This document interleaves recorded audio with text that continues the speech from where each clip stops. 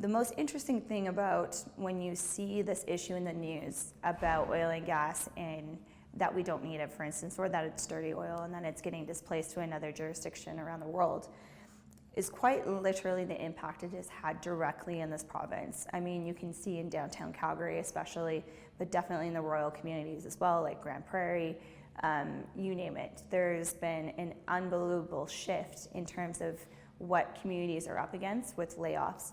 And there's a part in the documentary, I don't know if you noticed, but there was an article, and it was the suicide rates going up 30% in Alberta that year. I mean, it's debate of if that was directly related to the recession or not. That was part of it.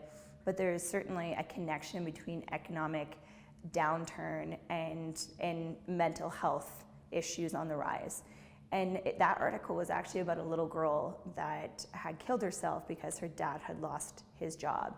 And it was a really, really sad article. And I just said to myself, I was like, if people can't have compassion about the fact that people are drastically getting affected in their family lives, then that's probably not the messaging that we're trying to reach to those people, because they're obviously showing a lack of compassion in that area. And that to me is very sad to see, because it happens quite often, especially when I go home. You know, Alberta's been booming for so many years and so many decades. People just think we've been booming for so long and long enough that it's our time to suffer. But that's just not the way that we should start thinking. Yeah, that's dangerous. It's very dangerous. Yeah, it makes me so angry, actually. Yeah, it's pretty rough.